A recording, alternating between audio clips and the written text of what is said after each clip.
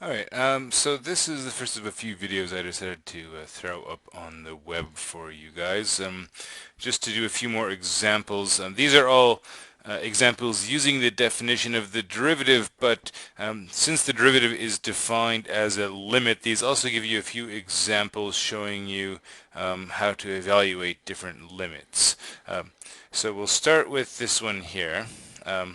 Just to remind you of the definition before we start. So we saw two different versions for the definition. You can use whichever one you prefer. The kind of standard definition that you see is this one up here. This is kind of Newton's version of the definition of the limit, this difference quotient. But you can also use this version here, which is sort of the one that comes up when you think about finding the derivative as the slope of the tangent line. So the function we're going to do in this example is x cubed. Okay, so f of x equals x cubed. We want to use the definition of the derivative to find the value of the derivative. First at a point, and then we're going to do it in general. So let's first find f prime of 2. So the definition says that f prime of 2 is,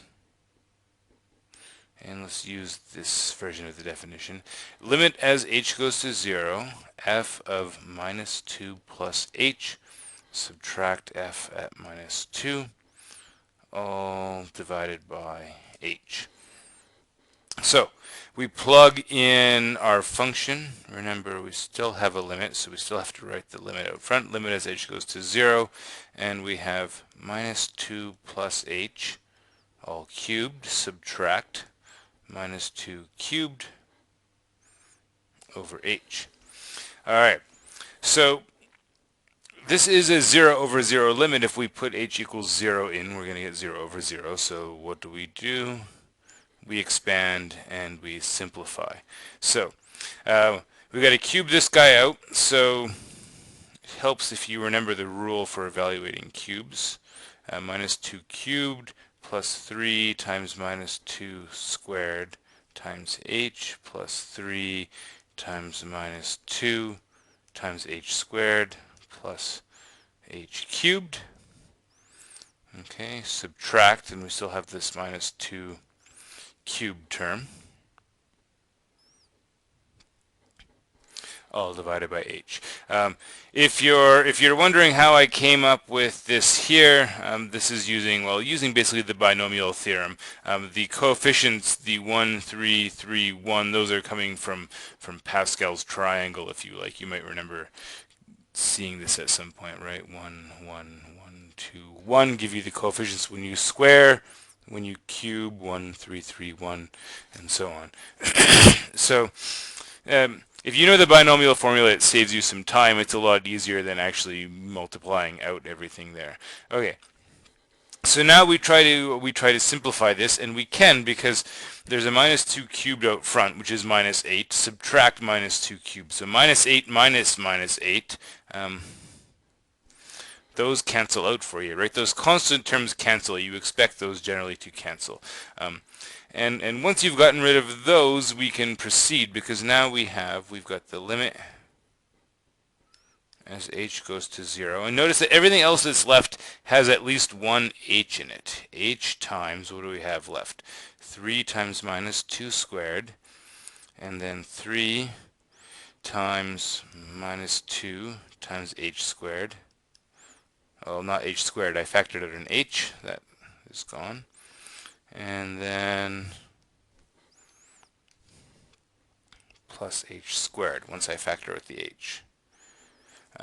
H on the bottom, and again I can cancel, and so now there's no h left on the bottom anymore. I've got no problem with letting h go to 0, and of course when h goes to 0, this term is going to disappear, this term is going to disappear. I'm just left with 3 times minus 2 squared, which is going to be 3 times 4. I get 12, right? So keep in mind that the derivative is a number, right? I get a number out at the end if I'm evaluating the derivative at a particular point.